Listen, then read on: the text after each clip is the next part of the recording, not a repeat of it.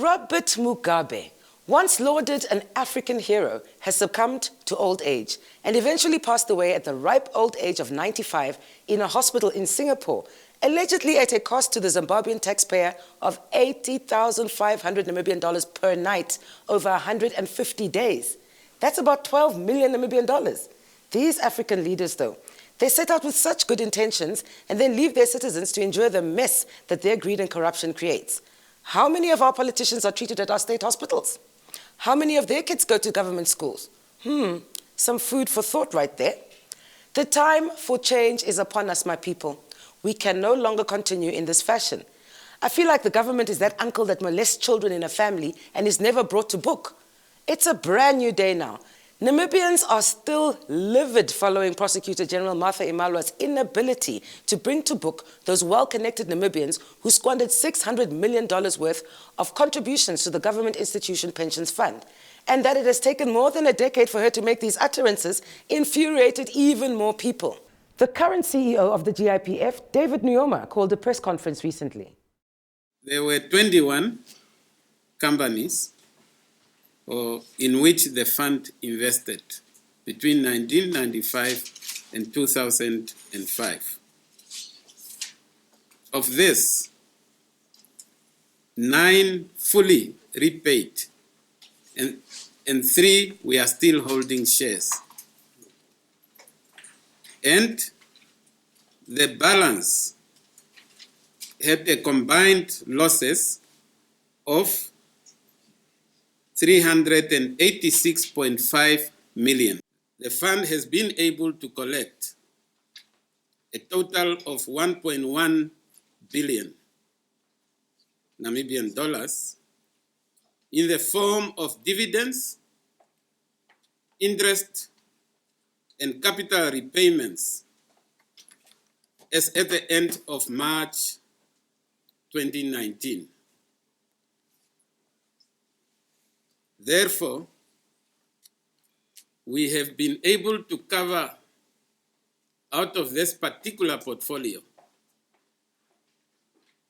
if it were all capital invested, and through those that have survived, obtained a surplus of 400, and that is a net after 458 million Namibian dollars. Given the 3 portfolio companies GIP have still holds today, the total unrealized gain as the end of March 2019 stood at 988.6 million Namibian dollars. GIPF exited from the 12 companies that failed to perform in a responsible way under the circumstances that prevailed at the time. This was done by exercising the security rights in mortgage bonds, notarial bonds, converting loans into shares, requiring the shareholders to hand over their shares to GIPF without compensation, selling of shares and loans to other buyers, etc. When the review was done, and to realize that there were non-performing investments, it was then investigations were done. When these investigations were done is to look what has gone wrong. Is it because of negligence? Is it because of market issues? Or what could have been the cause?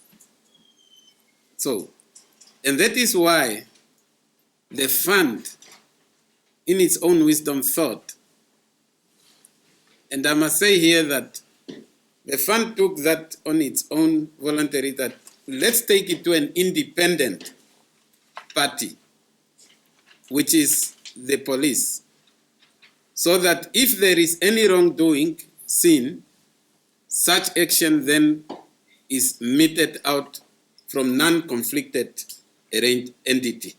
So that is what happened. That's why I kept on saying, when the police came here, and they came with broad powers to look at everything of whether the companies themselves at the company level that were invested in did misuse, whether at the decision-making level there were any breaches and whatever, or whether there were any conflicts of whatever nature. So it was incumbent upon that investigation to determine all those what could have gone wrong and to take an appropriate decision through the structures of the Prosecutor-General.